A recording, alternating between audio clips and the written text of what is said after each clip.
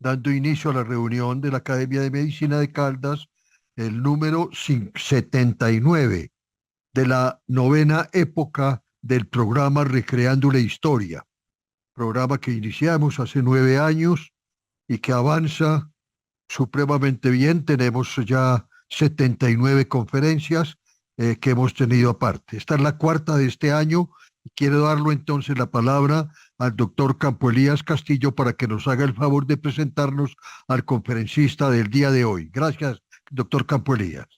Muy buenas noches para todos. Esta noche tenemos un invitado muy especial, el doctor Jorge Eduardo Duque Parra. Él es profesor conocido en la Universidad de Caldas, licenciado en Biología y Química de la Universidad de Caldas, magíster de Morfología de la Universidad del Valle, magíster con estudios avanzados de Fisiología en la Universidad Pablo Olavide de España, PhD, doctorado en Neurociencia y Biología del Comportamiento de la Universidad Pablo de Olavide en España, es profesor titular de la Universidad de Caldas. Ha escrito artículos nacionales e internacionales y libros, en total 302 veces. En el ResearchGate tiene un marcador total de 360.9. Una persona ampliamente conocida en nuestro medio, un gran profesor universitario que nos deleitará hoy con una charla sobre la historia de los pares craneales. Adelante, doctor Jorge Eduardo, muchas gracias por la invitación y por estar con nosotros en la Academia de Medicina y en la Universidad de Caldas con nuestro programa de Recreando la Historia. Sí. Muchas gracias, Campo Elías. Un comentario antes de iniciar. Te recuerdo de la infancia por el barrio del Bosque. No me recordaba de ti hace tanto tiempo, pues ahí me vino a la memoria. Gracias, tampoco lo recordaba. Bueno, voy a compartir. Hago una anotación inicial bastante sencilla. Miren que aquí entre paréntesis coloqué PhD. Lo que pasa es que por tradición, solo por tradición, los que son doctores en filosofía se colocan PhD. Y los que son doctores en otras áreas del conocimiento también se colocan PhD. Pues el título mío legalmente es doctor en neurociencia, no es PhD. Entonces, saliéndome de esa tradición, mi título de doctor es DSC, no PhD. Es solo por tradición que algunos hacen eso. Bueno, yo les voy a hablar sobre estos pares craneales, los pares craneales, y voy a hacer múltiples conexiones. Espero que el tiempo sea el apropiado. En cualquier momento me pueden hacer preguntas, hacer correcciones si fuera necesario, en fin, y independiente de lo que fuera, en cualquier momento, aparte de esto, estaré para servirles en lo que bien corresponde. Bueno, mi objetivo, que es bastante sencillo, es presentar una visión histórica de los nervios craneales humanos. Si es histórica, obviamente parte desde los elementos históricos escritos que el ser humano tiene, y por eso me enfoco especialmente desde Grecia, que es el momento donde empieza eso, hasta este siglo XXI. Como veremos ahora, pues los nervios craneales han evolucionado fuertemente. Antes de todo, piensen en esta idea. La imagen que tenemos acá es un pintor Durero. Él pintó esta imagen, que es un rinoceronte, pero jamás en su vida lo vio. Lo que hizo fue confrontar los diversos relatos sobre el rinoceronte de la India que le habían enviado desde Gujarat, al rey de Portugal, por el siglo XVI, principios del siglo XVI. Durero se informó de todo lo que pudo a partir de las descripciones escritas que circulaban por toda Europa fundamentalmente, y luego él lo que hizo fue tratar de imaginar el aspecto que podía tener ese exótico animal. Eso en realidad es semiología pura, o sea, una literal interpretación.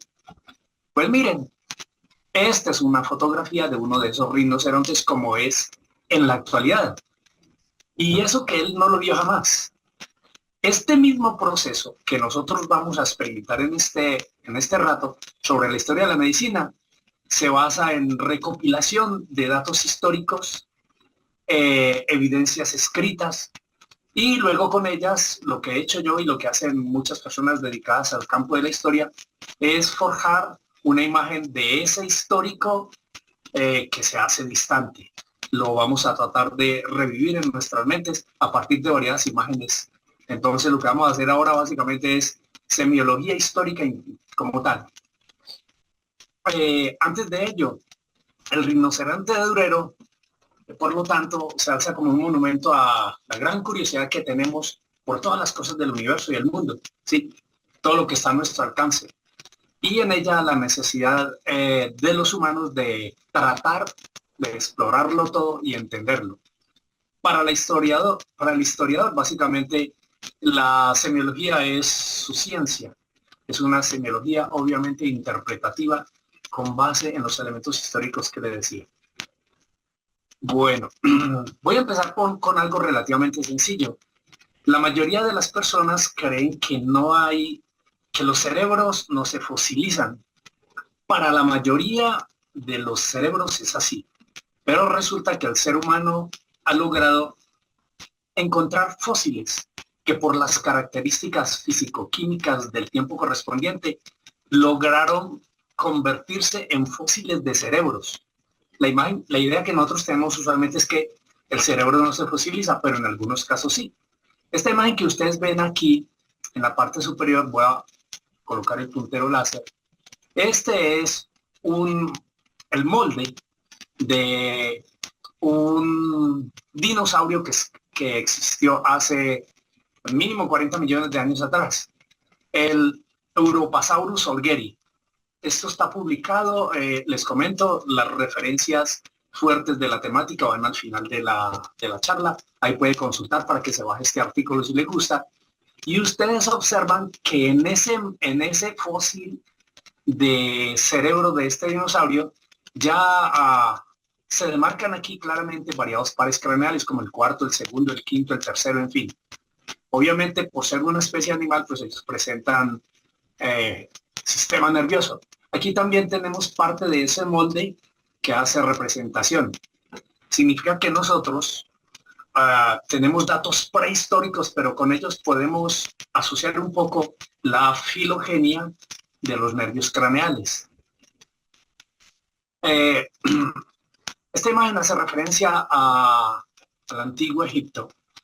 Los egipcios, y ahí pensarán que me estoy saliendo un poco del tema, pero no tanto porque ellos legaron algo de sus conocimientos a los griegos, tenían un conocimiento acerca del funcionamiento de los nervios, ya que ellos en algunos momentos, los médicos de ese tiempo, al presionar algunos nervios, especialmente pues no tanto de la cabeza, sino de los miembros, cuando los presionaban por determinado periodo, notaban que el paciente se le entumía parte de su cuerpo, especialmente de los miembros. Y ya con eso sacaban alguna deducción, que había alguna estructura que se encargaba de inervar, por lo menos sensitivamente, algo del cuerpo. Eso también lo notaron cuando realizaban unas muy primitivas neurocirugías. Y esto se asocia con la necrópolis de Saqqara en el año 2500 antes de nuestra era, en la que no logré conseguirlo, pero aquí tiene una imagen asociada, en la que se presentaba un tratamiento sobre la columna vertebral y el cirujano comprimía los nervios del brazo mientras otro realizaba la intervención quirúrgica correspondiente. O sea que primitivamente se tenía una idea vaga sobre los nervios. Bueno, nosotros nos vamos a centrar en los nervios craneales. Todos son por pares, entonces tradicionalmente hablamos de los nervios craneales. Se hacen bastante relevantes obviamente porque con ellos vemos, sentimos la piel de la cara, sentimos la cavidad oral, olemos, registramos información de las meninges que envuelven el encéfalo, e incluso con los nervios craneales nosotros registramos y enviamos también información motora vinculada a la región tóraco-abdominopélvica.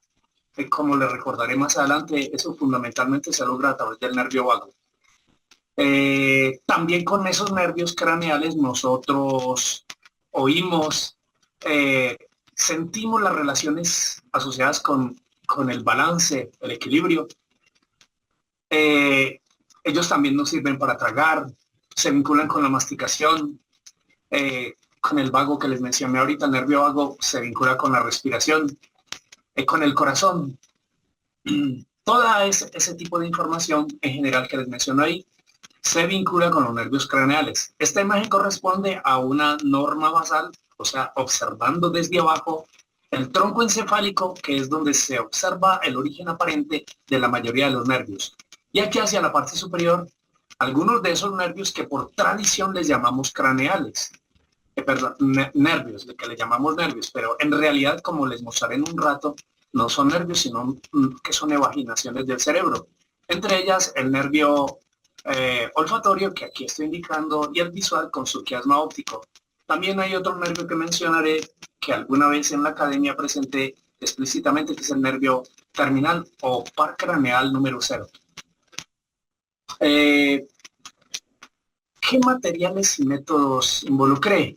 Un análisis histórico, obviamente, consultando diversas fuentes bibliográficas, algunas de ellas originales, que afortunadamente podemos tener acceso a ellas, vinculadas con esos nervios craneales desde, como ya lo notaron, alguna conexión desde los egipcios, pasando a los griegos, siguiendo luego con multitud de culturas.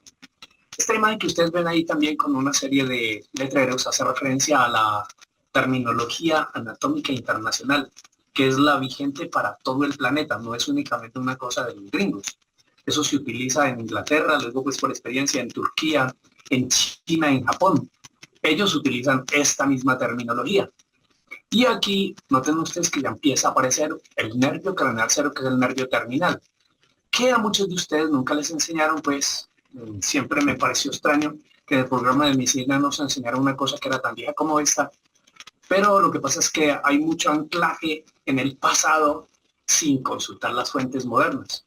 Dentro de un rato yo lo abordaré con alguna explicitación. Esta es la imagen tradicional que nos han vendido siempre. Por ejemplo, esta es tomada de Frank H. Netter, de un atlas de anatomía muy didáctico, muy hermoso, por cierto, a mí me gusta bastante, y en ella identificamos 12 pares. ¿Por qué? Porque esa tradición todavía no involucra, en la mayoría de los libros, que aparezca el nervio terminal. Entonces aquí tenemos los nervios tradicionales. Se enumeran en romanos, algunas personas están tomando, digamos así, como la moda de escribirlo en números arábigos, pero no es aceptada todavía. O sea, se conserva esto de utilizar los números romanos. Estos se nombran desde la parte más superior, en este caso aquí la que está vinculada al nervio olfatorio, la que está relacionada con el giro recto, y como más superior, y descendiendo hacia la médula espinal con el nervio accesorio, que aquí identificamos como decimosegundo nervio craneal. O sea que ese recorrido es desescalonado, desde la parte superior del encéfalo, bajando hasta la transición médula espinal, médula oblonga.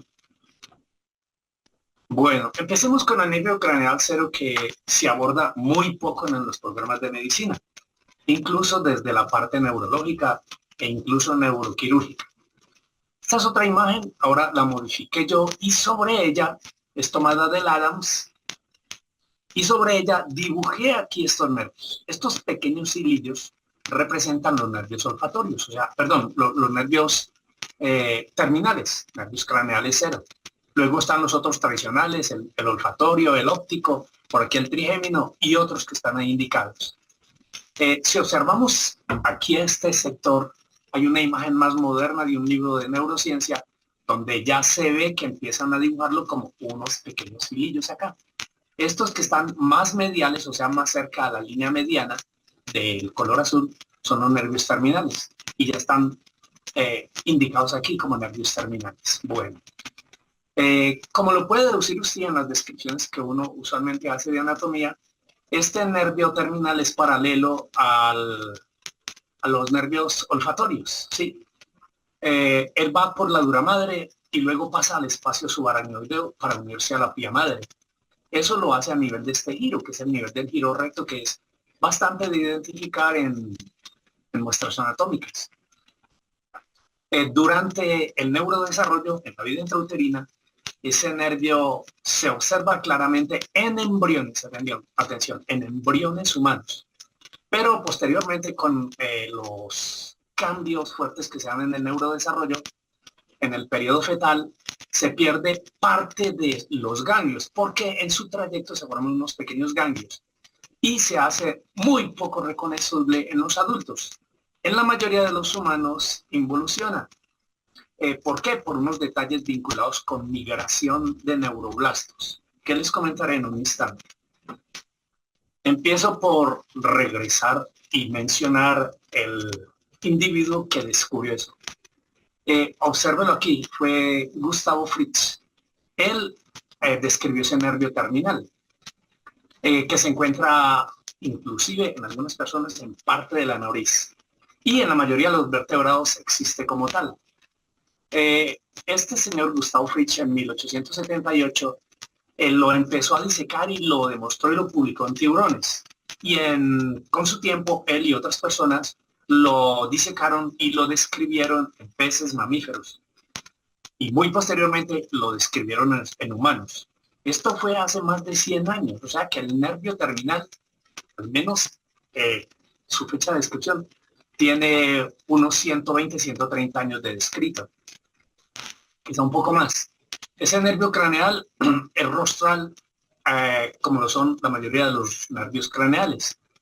El nervio terminal deriva de una asociación que se hace porque hay una migración a una placa, a un sector aquí, que se llama la lámina terminal. Cuando, me voy a enfocar en el ser humano, cuando en el ser humano se está desarrollando el sistema nervioso, se forma una placa por fusión que llama lámina terminal y sella, comillas, el ingreso al sistema nervioso. Y por el vínculo a ese sector, que es la lámina terminal, que viene a quedar aproximadamente por aquí en esta imagen, Fritz le dio el nombre de nervio terminal. Esta imagen hace referencia a su publicación en el tiempo correspondiente. Si somos más exactos, entonces 78 tiene más o menos unos 140 años de existir ese nervio. Para los humanos, esta imagen es una imagen que realicé para indicar el trayecto aparente. Para que tengan idea, esto aquí es el seno frontal, seno paranasal frontal. Aquí tenemos la cresta de gallo, ustedes saben el lugar donde se fija la voz del cerebro en la parte anterior. Por aquí tendríamos la lámina cribosa del esmoide y el nervio que dibujé de rojo corresponde al nervio terminal.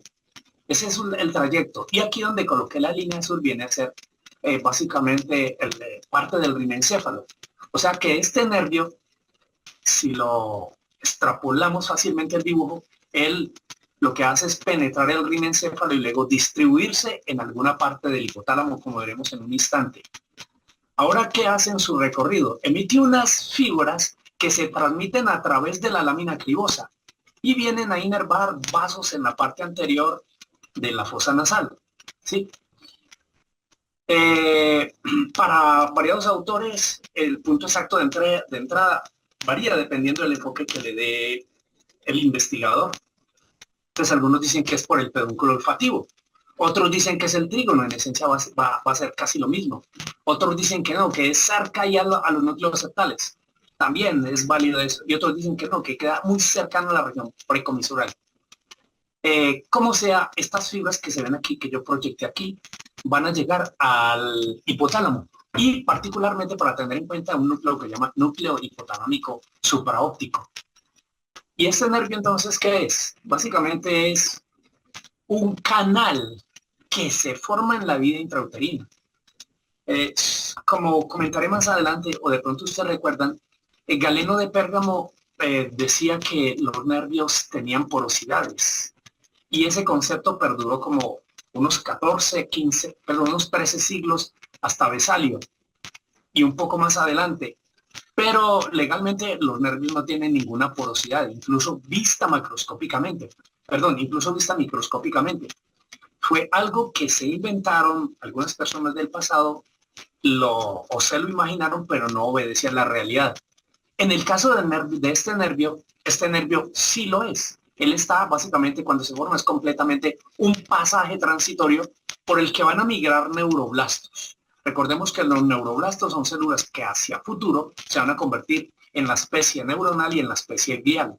Entonces se meten por ese tubito, migran y llegan a los núcleos, al núcleo hipotalámico, pues al derecho e izquierdo, supraóptico. Y allá lo importante es que se van a convertir en neuronas maduras. Esas neuronas maduras, ahora ubiquémonos acá un poco, van a ser unas 1500.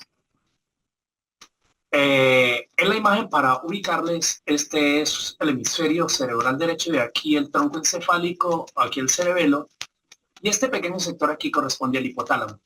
Y en ese hipotálamo, por aquí donde coloqué estos punticos, es donde se forman esas 1500 neuronas a partir de neuroblastos, y ellas se encargan de producir gonadotrofinas. Y eso es bastante importante desde el punto de vista biológico e incluso desde el punto de vista médico. ¿Por qué? Porque estas neuronas van a generar, esas neuronas van a producir gonadotrofinas que luego van a ser enviadas a la circulación y van a llegar a las gónadas para su maduración. O sea que tienen una importancia clínica importante, porque vayan asociando lo que es bastante fácil. Si no hubiera una migración, que eso sucede en un síndrome que ustedes habrán estudiado, que se llama síndrome de Kalman, entonces ese núcleo no va a formar gonadotrofinas y los testículos, en consecuencia, van a desarrollarse poco. Se va a generar un hipogonadismo. Y desde el punto de vista médico, si en la persona adulta ese testículo a la palpación y a la medición tiene un diámetro menor de 2.5 centímetros, se considera que esa persona ha desarrollado ese síndrome y en consecuencia no formó ese nervio craneal. Esta es una imagen pues asociada ya clínicamente de lo que es ya no didáctica. Esas neuronas ya particularizando producen básicamente no tanto la gonadotrofina como les comenté, sino la hormona liberadora de esa gonadotrofina. Bueno, como les comentaba, mediante conexión neuroendocrina, entonces van a influenciar a las gónadas, tanto las masculinas como las femeninas. Y esa interrupción causa pues el hipogonadismo, en este caso hipogonadotrópico que les comentaba, y se asocia a su vez algo bastante sencillo y también interesante con anosmia. Les decía que se vincula con el síndrome de Kalman. ¿Qué quiere decir? Que en la vía intrauterina este nervio, el nervio terminal y el nervio olfatorio se desarrollan a la par. Significa que si uno no se forma bien, por ejemplo, ese nervio terminal, el par craneal cero, el primero no se forma del todo bien y la persona empieza a desarrollar anosmia o hiposmia, pero usualmente anosmia. Otra de las características que les sirve a ustedes para comprender los pacientes es que el pene es pequeño, también la persona puede desarrollar ginecomastia y no hay un desarrollo apropiado de las vellosidades de las axilas y el pubis. Este nervio entonces es pues relativamente fácil, como les acabo de comentar, y es interesante considerarlo por el aspecto biológico y además por la aplicación médica que tiene. Bueno, en ese sentido ya tenemos un repaso general de lo que es el primer nervio y quién lo describió. El segundo nervio, que ustedes ya recordarán, es el nervio olfatorio. Esta imagen que vemos aquí corresponde a un corte sagital de la cabeza de una persona. Aquí vemos la fosa nasal con las conchas nasales, que ustedes tradicionalmente llaman cornetes, pero el nombre internacional es conchas nasales. Y aquí en la parte superior, es la lámina cribosa. Este nervio que tiene una dilatación abundante aquí es el nervio olfatorio. Este es el bulbo del nervio olfatorio y pequeños como filetes o hilillos nerviosos atraviesan la lámina cribosa y se distribuyen en parte de la concha nasal media y la concha nasal superior, especialmente en la mucosa. Él hace también una conexión similar hacia la parte real en el rinencéfalo y sencillamente nos transmite esa información olfativa hacia el cerebro para que el cerebro genere percepciones en torno a lo que olemos. La persona que lo describió fue Teófilo Protospatarius. Eso lo realizó en el siglo VII. Posterior a esa descripción que hizo Teófilos Protospatarius, Alessandro Achillini, aquí una imagen de Alessandro Achillini, no tengo ninguna de Protospatarius, no la logré encontrar. Este individuo ya estableció de manera correcta la función del proceso olfativo. Como veremos dentro de un rato, inclusive en el siglo XIX y XX, algunos pensaban que la olfacción era del nervio trigémino, como les comentaré más adelante. Bueno, este nervio entonces, por su ubicación anatómica es bastante sencilla, su función es relativamente fácil, y del genoma humano, muchos de los genes que nosotros tenemos que se activan, unos 23.000 genes, aproximadamente unos 12.000 de ellos están vinculados con el desarrollo de este nervio. Bueno. Esta es una imagen posterior, pues obvio, de Achillini. Aquí hace referencia a Leonardo da Vinci, el gran Leonardo da Vinci, y está uno de sus dibujos que hizo. Si ustedes notan aquí, ya Leonardo da Vinci, aquí, porque es sencillo, estos son los ojos, miren los nervios acá y aquí el quiasma óptico. Miren que por la parte superior, él ya dibuja los nervios olfatorios. Hasta antes, básicamente, de Leonardo, los otros contribuyentes del conocimiento de los nervios craneales no presentaban un cuadro como tan real, tal y como se ve aquí. Una de las mejores que tiene este dibujo, que es muy original de él, es también un detalle sobre los ventrículos encefálicos, que antes se consideraban unas cámaras de las cuales surgían los nervios. Obviamente, en la imagen que se ve aquí, Leonardo no dibuja una apariencia directa desde los ventrículos, como antes se daba pues por hecho. Infortunadamente, los trabajos de Leonardo se vinieron a conocer fue a finales del 1800 y principios del 1900.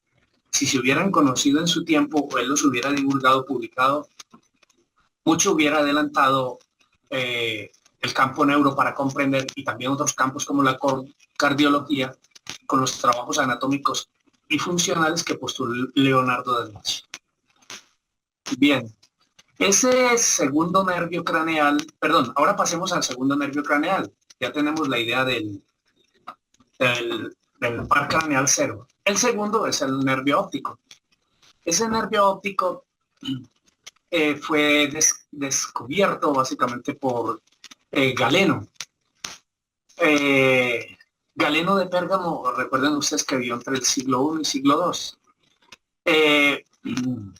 Rufo de Éfeso, en el siglo I, básicamente más un contemporáneo de Galeno, lo describió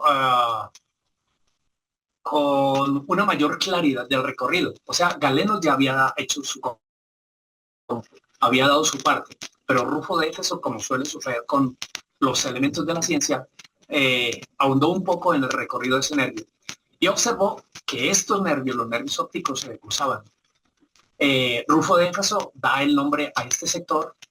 Ahora miren esta imagen, es una imagen de corte horizontal visto desde arriba, o sea, vista superior. Aquí tenemos los ojos, aquí con campo de color violeta y azul, la retina, aquí los tractos y aquí el quiasma óptico. Y aquí como tal propiamente los nervios.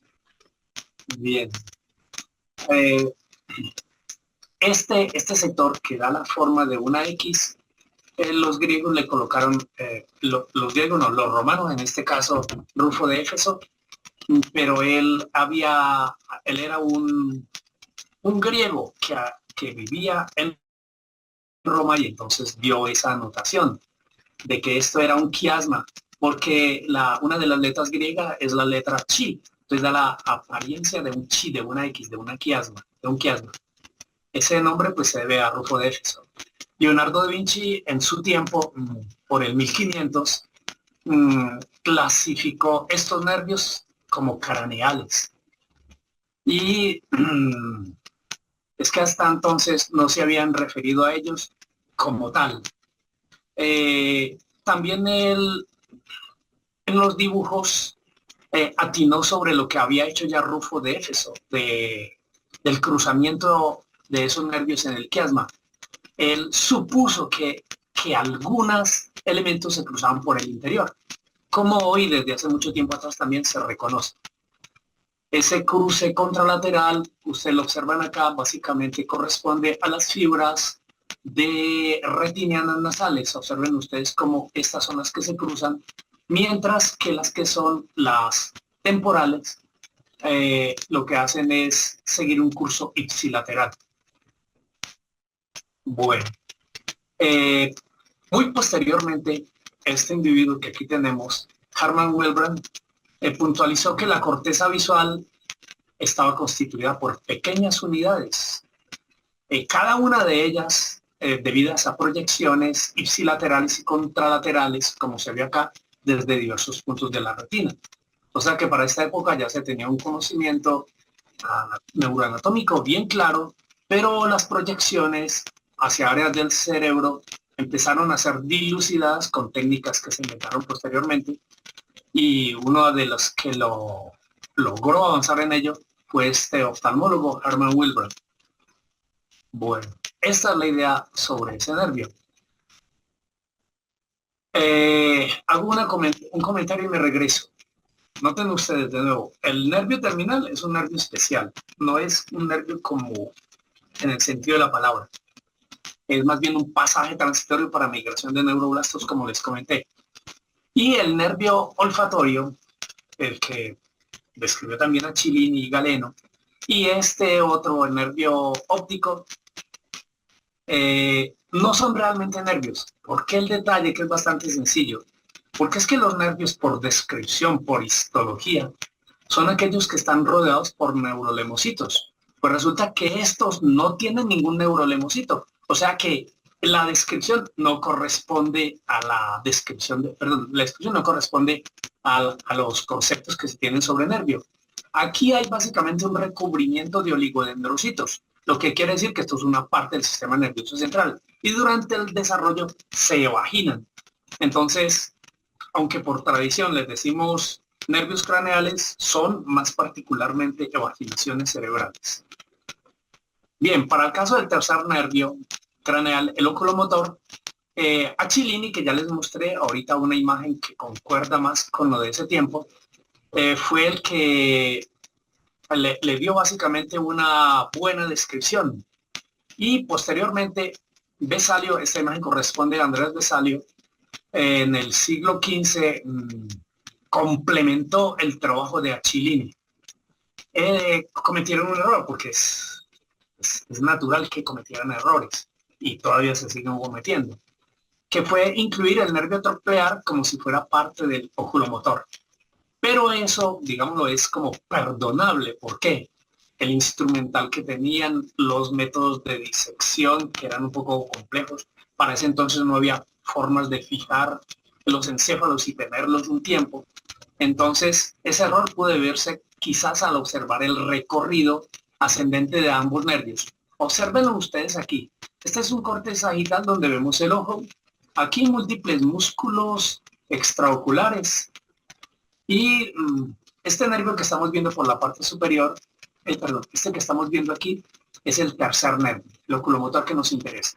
Y este que estamos viendo por aquí, y este otro que tenemos por acá, el troclear, este que es el cuarto, observen lo que todos hacen como una proyección ascendente hacia la órbita. Entonces, muy posiblemente lo que vieron fue aquí ambos, y en su forma de disecar y con los especímenes que tenían, pudieron darse la impresión de que eran uno solo. Esos errores, entonces, obviamente, desde el punto de vista actual, pues son muy perdonables para estos contribuyentes a ese conocimiento, a Cellini y Andrés Vesalio. Posterior a estos individuos, Gabriel Falopio describió este nervio como una raíz separada. O sea que él ya no compartió, Falopio, las ideas de Vesalio ni de Cellini. Y el nombre a este tercer nervio, el oculomotor, lo debemos a William Mullins. aunque otros lo atribuyen a Somerin, del que hablaremos más adelante.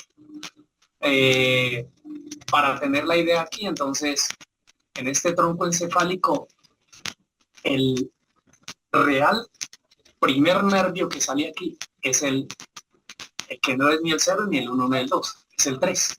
Entonces este es el oculomotor. Observen ustedes cómo él viene y se distribuye para múltiples músculos que mueven extrínsecamente, que mueven el ojo. Y este que vemos acá, en forma descendente, este que vemos aquí es el troclear, que viene básicamente y se dirige aquí a este que es el músculo oblicuo superior. Un solo músculo para este pequeño nervio. Avanzando un poco, aquí esta imagen nos hace referencia a que Galeno también describió ese oculomotor, pero él también describió el abducente. Más extrañamente, en su descripción, él no hace referencia al troquear. En las exploraciones que hacían la mayoría de los antiguos, no lograban llegar a pequeñas partes del cuerpo y entonces les quedaba muy difícil saber y darle un nombre bastante apropiado al nervio correspondiente. Galeno en sus exploraciones rastreó cómo algunos nervios inervaban la cara, el oído interno, y él clasificó el quinto nervio, el trigémino. Cometió un error que también puede ser válido.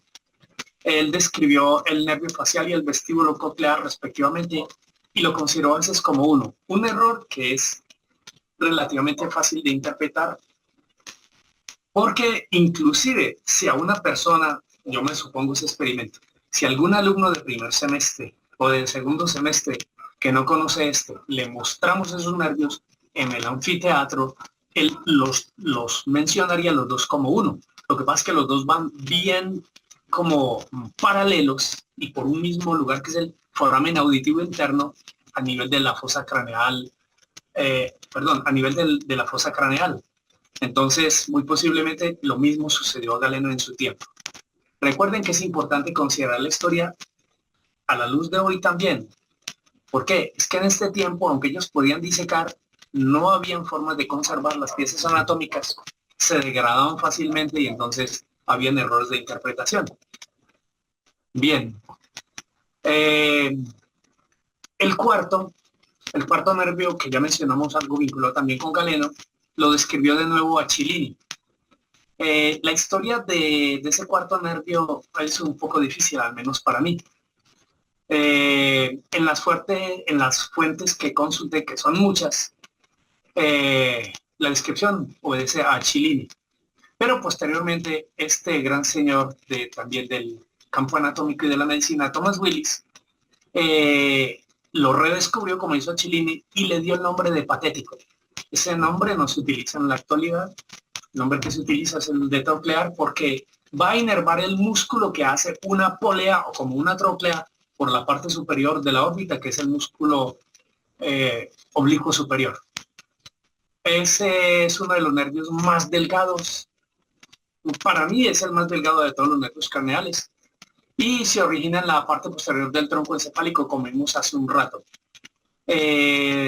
En intervenciones quirúrgicas y en traumas, ese nervio por su delgadez, por un trauma o la cirugía, es bastante fácil de lesionar.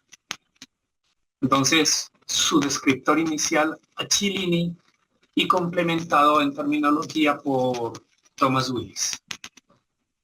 El quinto nervio es el nervio trigémino. Trigémino porque tiene 3 raíces gemelas, que eso significa trigémino. Inicialmente lo clasificó el Galeno de Pérgamo. Esta imagen es también para comprender algo. Yo coloco aquí esta imagen, pero esta no fue la imagen de ellos. De este individuo y de los antiguos no habían fotografías, inclusive ni esculturas. Así se lo imaginaban. Además, esta no era la ropa de los griegos que vivían en Roma en esa época. Es un dibujo un tanto mentiroso. Pero nosotros queremos siempre darnos a la idea de qué forma pudo haber tenido alguno de estos contribuyentes al campo de la historia de la medicina. Aunque él lo describió, Falopio, esta imagen corresponde a Gabriel Falopio, en el siglo XVI, mencionó las 3 ramas. Y básicamente lo que hizo fue otra redescripción de Galeno, o sea, sumativamente no hizo mayor cosa. Pero posteriormente Tomás Bartolino, que aquí lo tenemos, ¿sí? Esta posiblemente sí fue una imagen de él, más acorde con esa época, realizó una nueva clasificación de los nervios craneales y le hizo la categorización de quinto. Más quien realmente acuñó ese nervio fue Winslow, Jacob Winslow. Este francés nació en Dinamarca. Como presentan las 3 raíces gemelas, entonces de ahí el nombre. Las raíces, ustedes la recordarán, la oftálmica, la maxilar y la mandibular. Cometió un error. Imagínense, por el tiempo, les comentaba al principio, porque él proclamó que el trigémino era el nervio que funcionalmente se vinculaba con la olfacción. Y su aseveración se basó en experimentos de vivisección que realizó con perros. Él les cortaba los nervios olfatorios, luego les aplicaba amonio y veían que el animal tenía una alteración, pero pensaban que era por el trigémino como tal. Resulta que es que el trigémino, como se distribuye también en las fosas nasales, puede generar reacciones. Y de hecho, se generan reacciones cuando a una persona se le aplica alguna sustancia química como amonio o éter. Entonces eso le generó una idea que le generó confusión y supuso Winslow que el trigémino era el que encargado de la olfacción.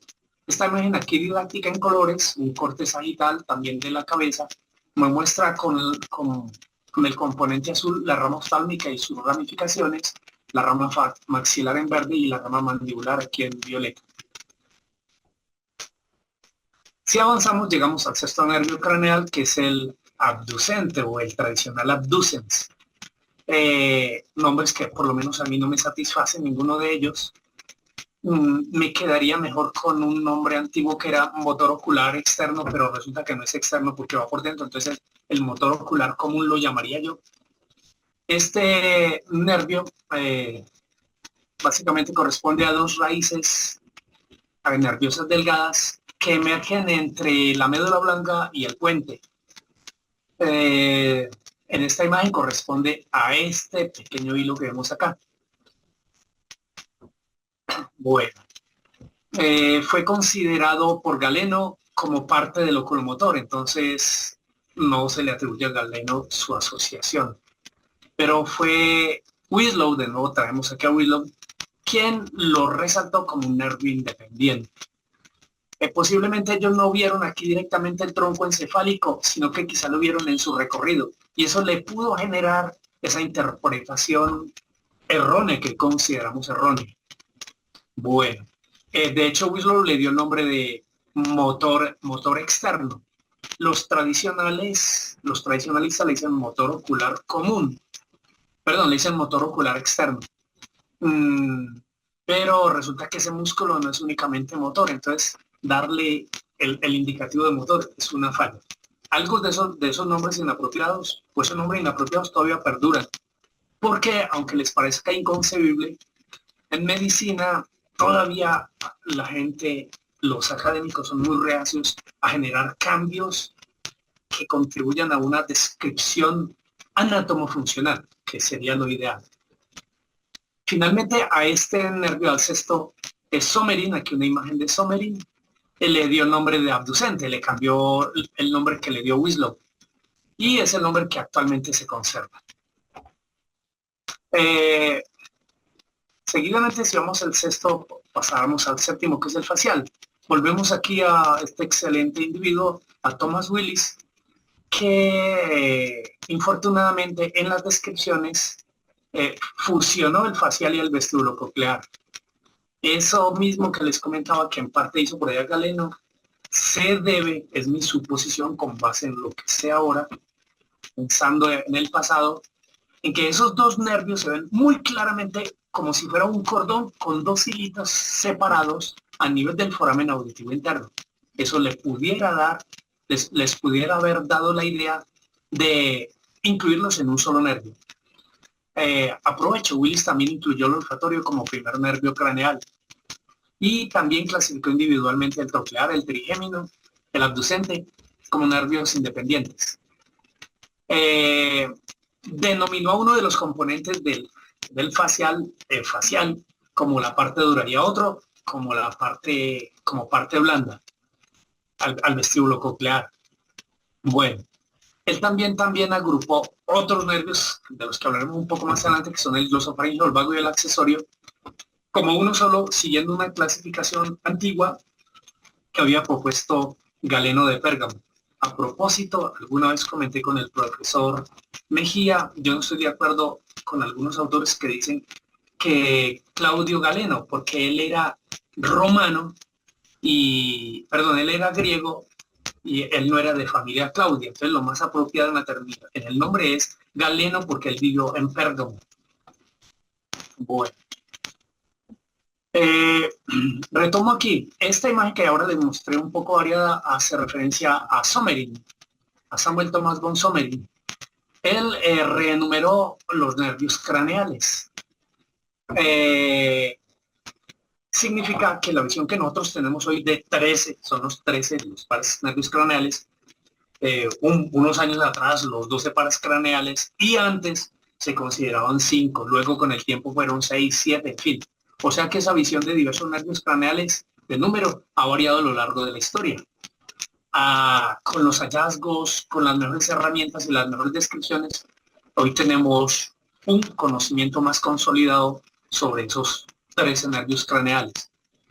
El Sommerin les dio la numeración en los tradicionales números romanos y, como les comentaba, con su aparición desde la parte superior hacia la parte basal. Bueno, los nervios craneales, facial, vestíbulo coclear, el octavo, anoto que también fueron descritos por Galeno, pero estaban fusionados. Él los clasificó como uno solo. Tanto así que los denominó como quinto nervio craneal. Pues obviamente hoy sería un error conceptual tremendísimo que alguien diga que el nervio trigémino es la suma del facial y el vestíbulo coclear. También, de nuevo, esto puede parecer lógico por lo que les comenté.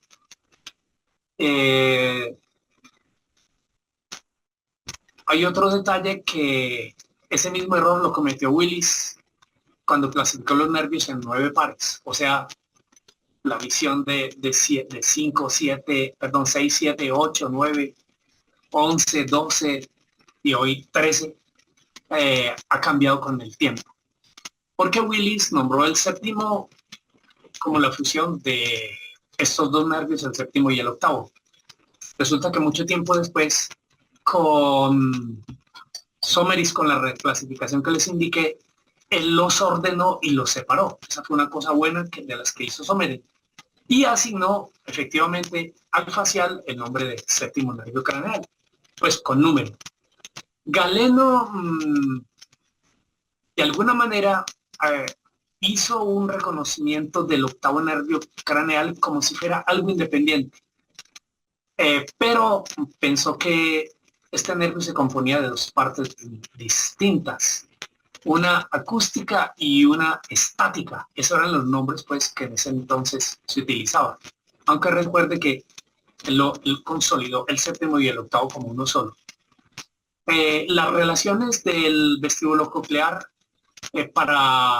vinculadas con el control de musculatura extrínseca fueron descubiertas después por Antonio Scarpa. Esta imagen hace referencia a Antonio Scarpa, quien entre sus hallazgos describió el ganglio de la porción canalicular de este nervio, algo bastante difícil en su época porque ustedes recordarán que ese ganglio es bastante pequeño. Y posteriormente este gran fisiólogo, Marie-Jean-Pierre Flourens, describió la función de los receptores vestibulares ya en el siglo XIX, un avance ya pues fisiológico que permitía integrar la estructura y la función. Las fibras de este nervio convergen acá, como se notan, este es el séptimo bueno, este es el séptimo que le estoy mostrando, y este es el octavo, convergen básicamente en este lugar que muchos de ustedes conocen como ángulo pontocerebeloso, ¿sí? Del interior, esos nervios provienen de núcleos diferentes, de núcleos vestibulares y núcleos cocleares. Y este señor que vemos aquí, un español, Rafael Lorente, hizo descripción de las fibras del octavo, se centró en el octavo y describió esos núcleos vestibulares que le digo, que ya son un poco complejos. El nombre de nervio vestíbulo-coclear surgió por un consenso para que reflejara efectivamente el nombre, con el nombre, la función que correspondía. El noveno nervio, el glosofaringeo, se conocía desde tiempos de Galeno. Volvemos a este gran individuo. Él lo que hizo fue describir ese nervio glosofaringeo, pero en su tiempo lo describió como sexto nervio. Lo hizo además sumando a ese glosofaringeo el vago y el accesorio. Y eso también es bastante común, porque si ustedes notan aquí justo en el surco preolivar, por donde estoy pasando detenidamente el punto, aquí tenemos el 9, el 10 y el 11. Entonces, si yo no supiera eso y me dijeran hoy por hoy, empieza a aprender anatomía y trate de escribir esto, yo los vería como un solo nervio. Cosa que efectivamente hizo también en su tiempo Galeno. Entonces, esos errores en su tiempo tenían su validez. Es que a medida que la ciencia avanza, y vuelvo y enfatizo eso, se aprenden nuevas cosas que nos hacen cambiar los puntos de vista. Bueno, se comenta que Albrecht von Haller empleó por primera vez el nombre para ese nervio, como tal, de glosofaringeo. Mientras que otro individuo contemporáneo de Haller, Anders, y alumno de Haller, lo independizó de los otros nervios. Actualmente se reconoce que esos nervios que mencionamos, el noveno glosofaringeo, el décimo el vago y el 11º el accesorio, están ligeramente separados macroscópicamente en el tronco encefálico, como se nota aquí pues en esa región del surco preolivar. Pero tienen muchas cosas en común. Por ejemplo, comparten varios núcleos en la médula oblonga. Ustedes recordarán el núcleo ambiguo y el núcleo del tracto solitario. Entonces, muchas veces, a veces se hace referencia a estos términos para enfatizar más unos aspectos anatomofuncionales que si fueran independientes. El décimo nervio, el vago, fue descrito por Marino. Yo no tengo aquí imagen de Marino, pero Marino fue uno de los profesores, el principal profesor de Galeno de Pérgamo. Esta imagen hace referencia a Galeno de Pérgamo. Marino lo describió por el año 100, que todavía Galeno era joven. Y, perdón, Galeno todavía no había nacido, pero luego, pues obviamente, le enseñó de esos nervios craneales y él asumió ese término. Otros dicen que para el caso del nervio vago fue Rufo de Éfeso, que ya lo había mencionado, quien lo describió. Entonces hay disparidad de criterios entre diversos autores. Y el nombre de vago lo acuñó este señor, Domenico de Marchetti, porque al ver su recorrido amplio, que empieza aquí al interior, en el surco preolivar, y luego emerge por el foramen que ustedes recordarán que es el foramen para el nervio vago, y luego hace curso por el cuello, luego sigue en el tórax, se distribuye para elementos del tórax y luego llega en el abdomen para llegar al ángulo cólico izquierdo. Entonces vio que el recorrido era bastante largo y le dio el nombre de nervio vago. La acotación que la gente de hoy le dice a vago es al que se quedan quietos, no es así, no es válida. Vago es el que hace recorridos extensos. Bueno, como este nervio que es el más largo de los nervios craneales. El 11º nervio craneal es el accesorio. Y ese fue igualmente descrito inicialmente por Galeno. Pero Vesalio, que aquí tenemos la idea, y Falopio lo consideraron como una rama del nervio vago. Igual error por esto. Observen aquí primero este mapa. Este que es el surco preolivar nos está mostrando, aquí que lo mejor, está mostrando variadas fibras. Sí. Bueno, perdón, estas son del accesorio, yo creo que equivoqué ahorita. Aquí tenemos estas. Aquí en el surco retroolivar. Aquí tenemos el 9, este montón de fibras aquí, el 10º, y un poquito abajo el 11º. Estos nervios emergen en el surco, en el área retroolivar. Dos trabajos experimentales de gran envergadura que yo hice con aproximadamente 1000 encéfalos para los dos trabajos, me permitieron establecer que estos nervios no surgen aparentemente como la gente lo suele describir en el surco retroolivar, sino entre 3 y 4 milímetros más atrás en un área que se llama área retroolivar. Eso pues está publicado en varias revistas. Bien, estos son esos nervios. Pero el que viene aquí adelante, este que se ve aquí que tiene esta fibra y esta otra, es el nervio accesorio. Ese nervio accesorio, ustedes recordarán que básicamente se distribuye entre otros para el músculo trapecio, para la parte superior del músculo trapecio y para el músculo esternocleidomastoideo. Además, él transmite fibras del 10º, que la mayoría de la gente, no sé si de alguna forma se lo enseñan mal o lo leen mal. Bien, pues resulta que ese nervio accesorio fue acuñado de nuevo por Winslow y lo hizo en el siglo XVII. Bien. Ese 12º nervio craneal lo describió Marino. Esta imagen que yo conseguí aquí aparentemente es la de Marino, yo no estoy seguro de ello. Más otros dicen que Rufo de Éfeso, no, esta es de Rufo de Éfeso. Pero Marino, algunos dicen que fue el que lo describió, otros dicen que no, que fue este señor Rufo de Éfeso en el siglo I. Winslow acuñó el nombre para ese 12º nervio como nervio hipogloso. Y Bigdasir, usted lo recordarán, Félix Bigdasir le asignó posteriormente un nombre que hoy no se utiliza, que es el nervio lingual. Eso lo hizo casi un siglo después. Aquí en esta interesante imagen estamos viendo las fibras que les describí ahorita, pero esta que vemos por aquí, y hacia aquí adelante, tapadas en el surco preolivar, encontramos es el nervio hipogloso. Bueno, ya para concluir, es factible que me haya equivocado en algunos detalles, pero yo quedo abierto para sus preguntas o anotaciones al respecto. Yo concluyo que tradicionalmente se describe que hay 12 nervios craneales, más contemporáneamente se deben considerar 13. Sin embargo, 3 de ellos no son nervios craneales porque están constituidos por axones no cubiertos por neurolemocitos.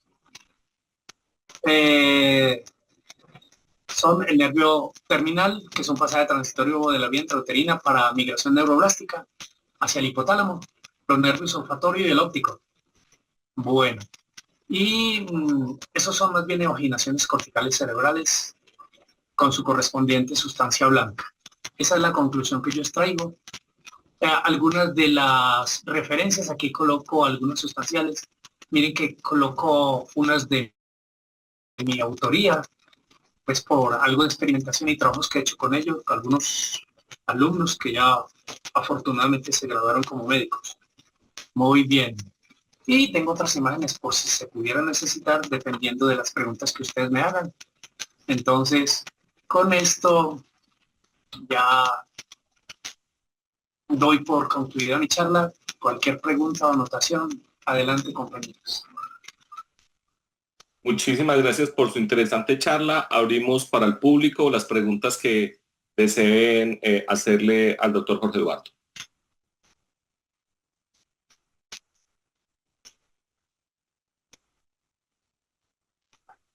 El comentario, anímense a hacer preguntas e ir en contra del consenso, porque a veces los que tenemos algo de experiencia, profesores, solemos ser como muy herméticos, pero la gente joven o la que tiene una mentalidad joven por lo menos, es la que suele disentir. Adelante, cualquier disenso es bienvenido, fundamentelo y será un aporte para todos. Doctor Eduardo, tengo una pregunta. Nosotros tenemos claro que el trauma de la órbita y el trauma anterior en la base del cráneo es riesgoso es porque por no tener mielina, el nervio óptico es absolutamente sensible a cualquier lesión. ¿Qué concepto tiene de eso? Sí, como les decía, perdón, no. Él tiene mielina. En el sistema nervioso central, los oligodendrocitos fabrican mielina. En el sistema nervioso periférico son los neurolemocitos, los que tradicionalmente le dicen células de Strand. Lo que pasa es que los epónimos, aunque nos recuerdan al individuo, no nos dan idea estructural y funcional. Entonces, en la órbita, sí, esos nervios tienen mielina fabricada por los oligodendrocitos. Claro, por ser una parte del sistema nervioso central, como les dije ahorita, un trauma equivale a ser un trauma sobre el cerebro. Esa es mi anotación, Campo Elías. Muchas gracias, doctor. ¿Algún otro comentario?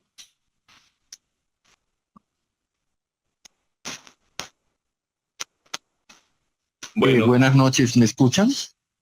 Sí, Luis Eduardo.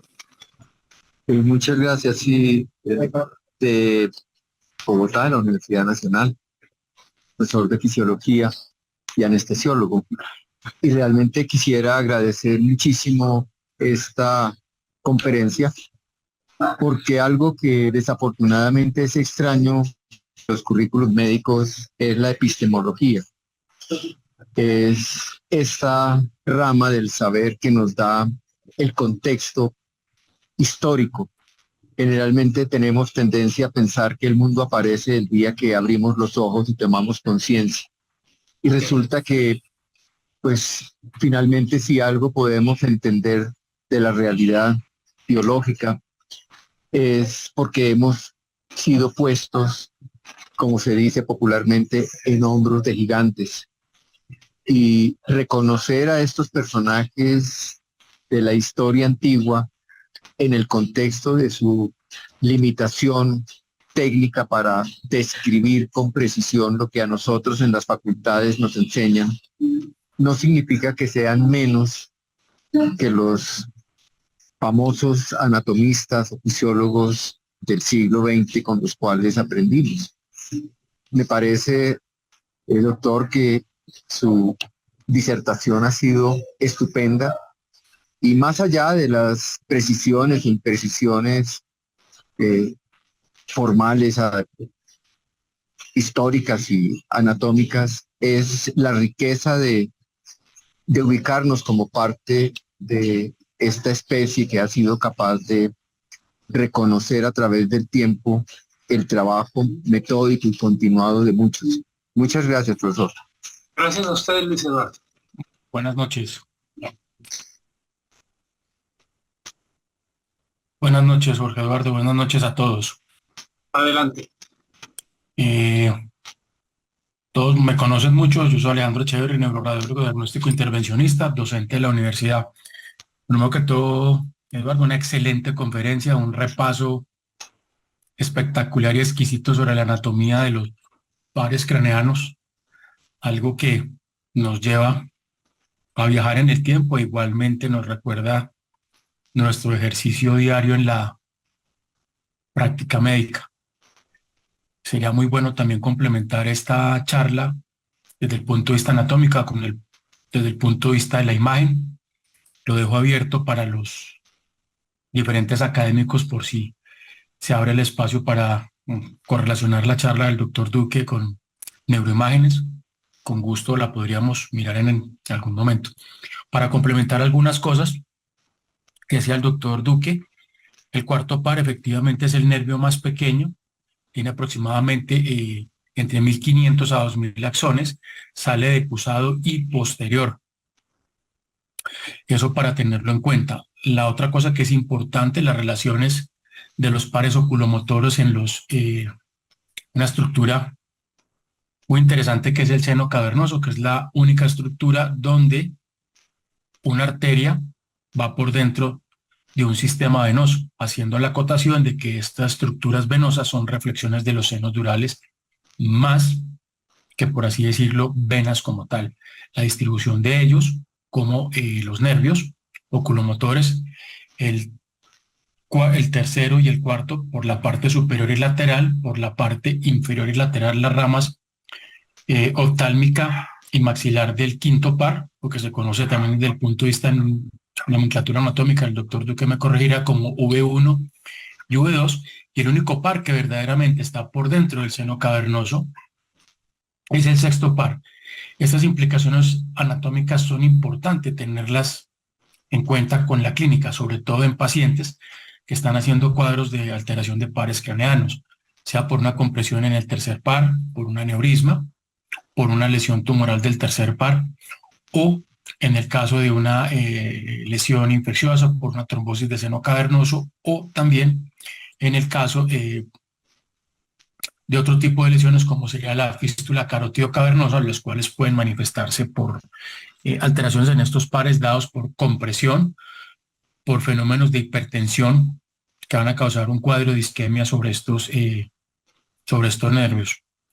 Y recordar nuevamente y enfatizar lo que decía el doctor Duque, el primero y el segundo pares como tales no son nervios, sino que son unas prolongaciones del encéfalo y que las verdaderas neuronas están, en el caso del nervio óptico, están en la retina y en el caso del nervio olfatorio, me corrigen, están a nivel del bulbo olfatorio, me corregirá el doctor Duque si no son las células, tienen nombre como mitrales, algo así, Sí, bipolares. sí, Alejandro, así es. Sí.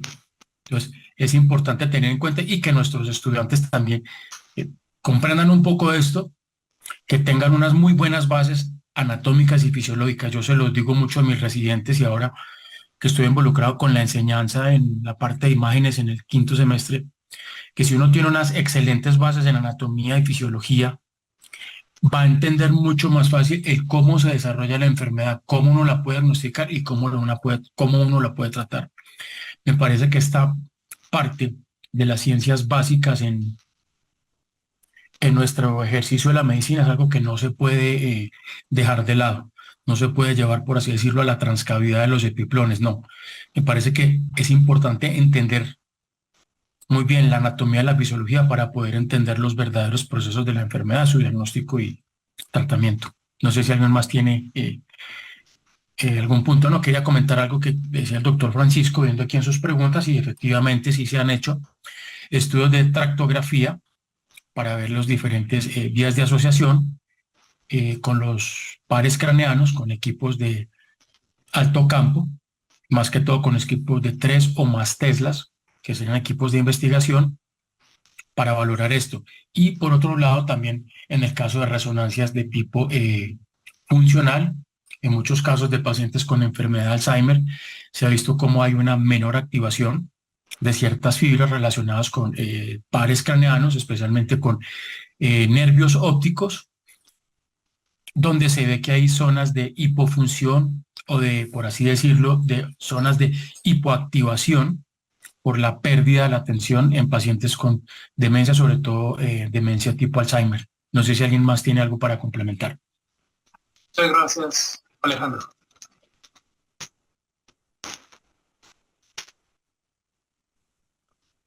Si me permites, doctor Campo Elías. Bien, doctor Bernardo. Gracias. Agradecerles al doctor Jorge Eduardo su magnífica conferencia. Creo que es una mirada extraordinaria de un aspecto anatómico de gran significación y complejo, pero además mirado desde el punto de vista histórico, le da otro sentido muy interesante y agradable.